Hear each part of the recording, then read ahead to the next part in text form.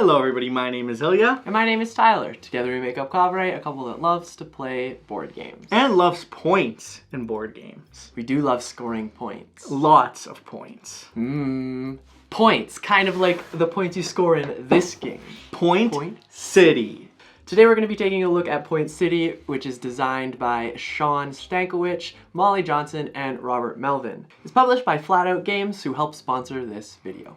Now in Point City, you'll work to score the most points by building the most thriving city, by collecting resources and buildings, and just hope it all meshes into this beautiful city that you're building. Exactly, and you're going to want to make sure you pay attention to what kind of buildings you're choosing to build, because each of them will give you a different, varying ability, generating you more and more resources as you play through the game. Or points. True. Or a Civic token. Yay, so goals. Much excitement. We actually got to try this game out in its prototype form back last year in Shucks. Yeah. And we were in awe. It was such an amazing game. We had to cover it, and we're so excited to be here and covering it today.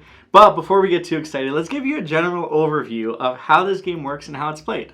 As always, you'll begin with setup. You'll sort the cards by tiers and remove cards from each tier based on the player count.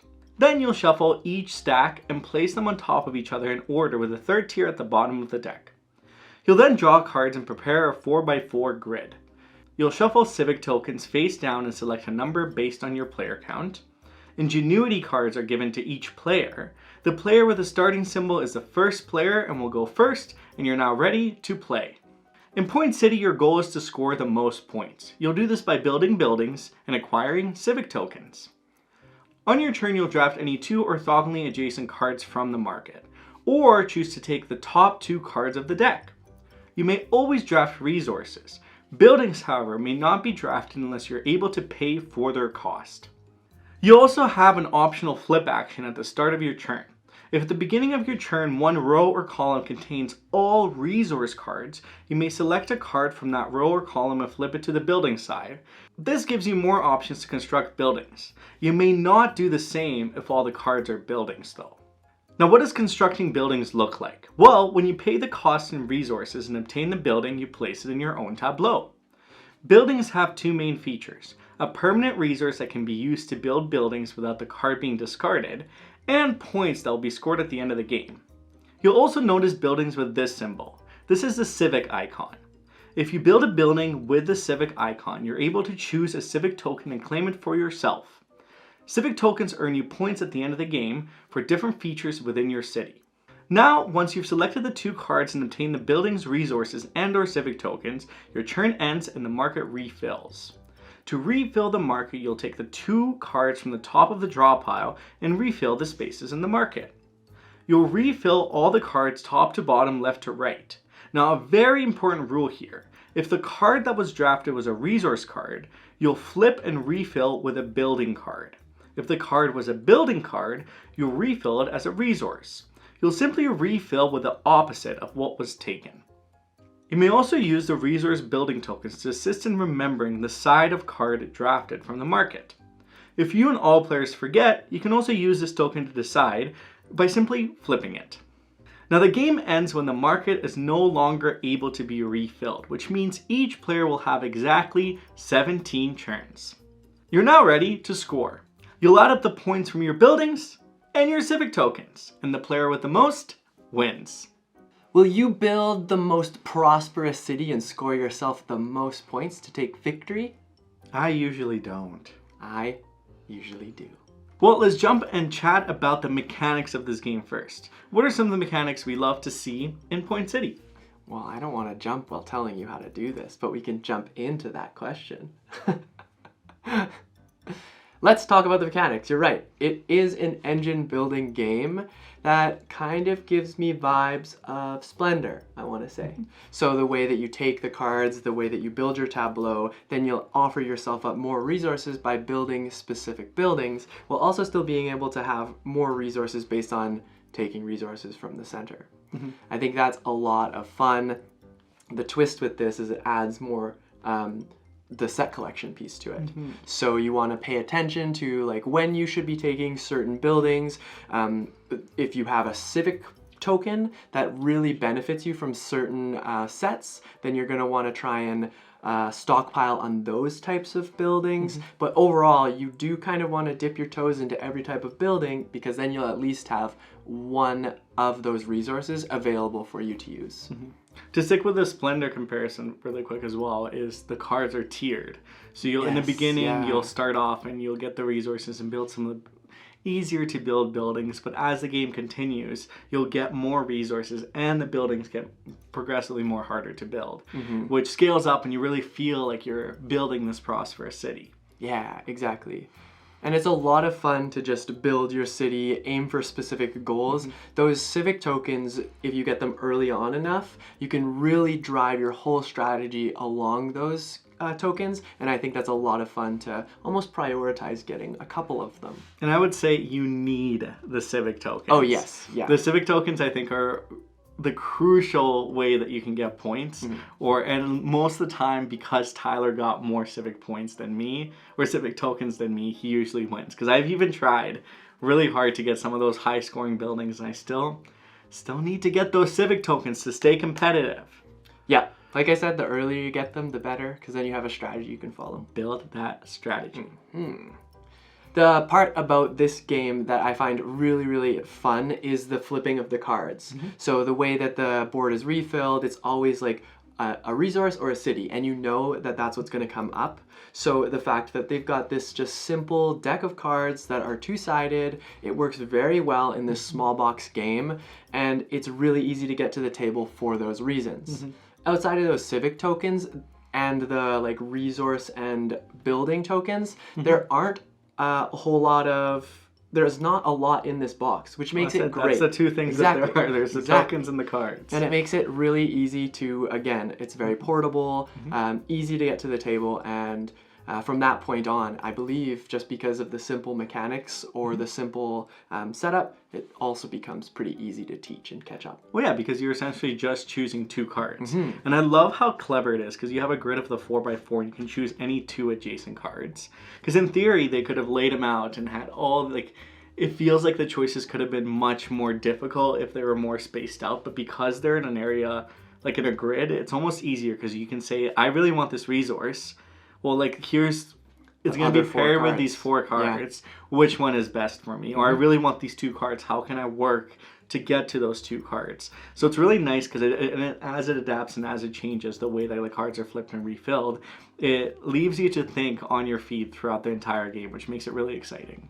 Yeah, the endless combinations that end up showing up, not only in just one single game, but then you can basically put it to the table again and play it again, because you're removing cards, you're removing civic tokens, so the game's always going to be slightly different, but in the essence of it all, it still is a relatively easy game to pick up, and it plays pretty fast. So probably one of the biggest things that I think I had thought of when I heard about Point City was, how does it compare to Point Salad? Do you need both of them?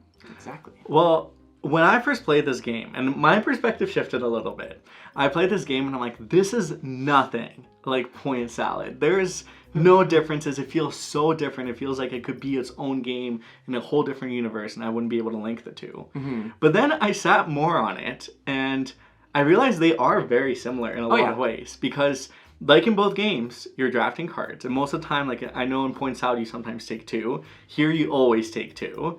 And then you utilize those cards to get you the most points. Yes. Where I think Point Salad focuses more on that set collection piece, Point City focuses really more on engine building and really scaling up your little system, your little city, your little engine, in order to be the most prosperous and score you the most points. But both games have that similar heart of let's grab cards and make the best out of those cards. Yeah, it's a drafting mechanic that is very similar to Point Salad, for sure, that happens in Point City. I think my favorite part about this is even just like explaining the complexities of the game. It's a perfect jump, because we're talking about a salad versus a city. And I think, I don't know how the scale would actually work. Who knows? But what I mean is you've got a salad that's like a relatively lighter version of this game, and then you have a city that now has this hustle and bustle. It gets a little more complicated. So here now you have Point City. You've got more cards to pick from. You have an engine building thing that you need to be paying attention to, but you still have that heart of Point Salad in that set collection, where now you need to be focusing on how do you manage your resources so that you can successfully do the set collecting that you're so used to seeing in Point Salad. I like that jump from salad to city. Just it's the two things that you compare. Is your game salad weight or city weight?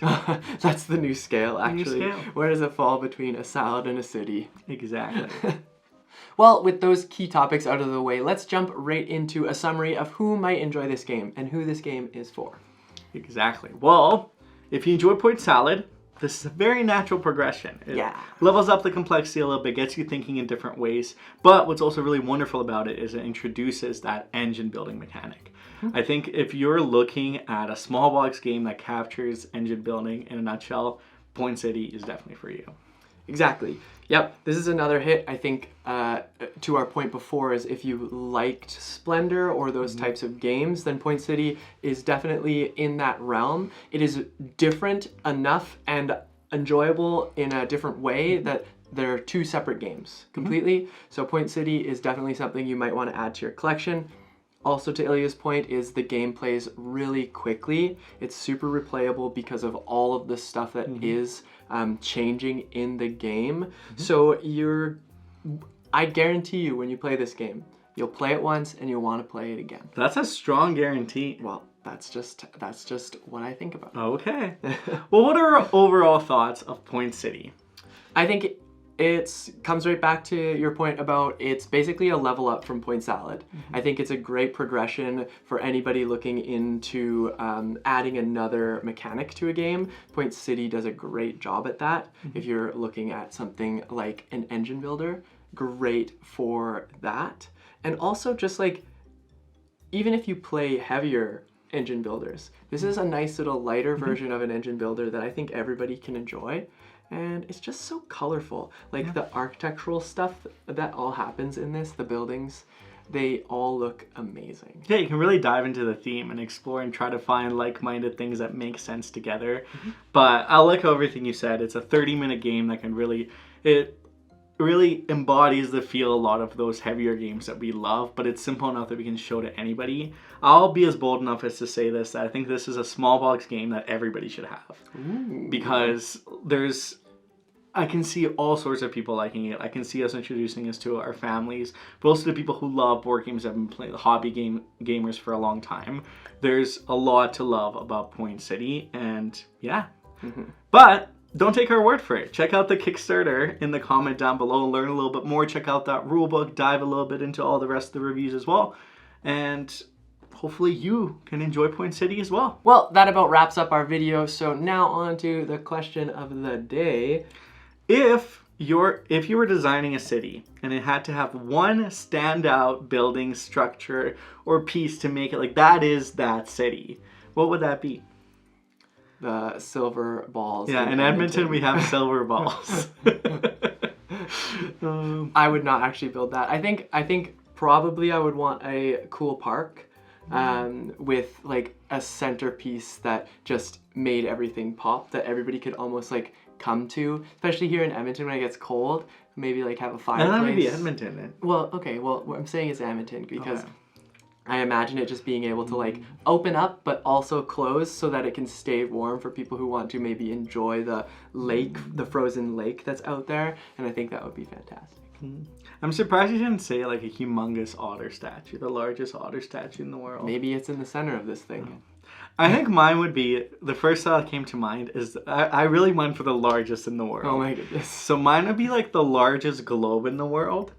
And you'd have to like really like get your friends to spin this, like it's a hard spin. Oh, it has to spin. It can too. spin, yeah. It's on, but it's like it takes a lot of force to like, so you have to have like 2 or 3 friends that push it. It's not a lot. But the cool aspect is you can put little stickers where you've been and maybe like write on it or do something. So it's a very interactive.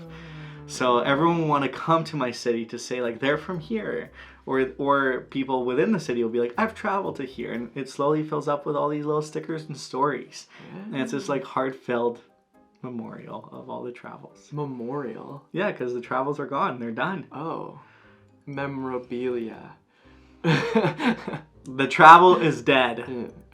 Well, thank you so much for watching our video. If you enjoyed our preview, give us that thumbs up. Let us know in the comments down below. And if you're new here, please hit that subscribe button because we love chatting about board games on a weekly basis, especially with folks like you. Well, have a good rest of your day. Bye.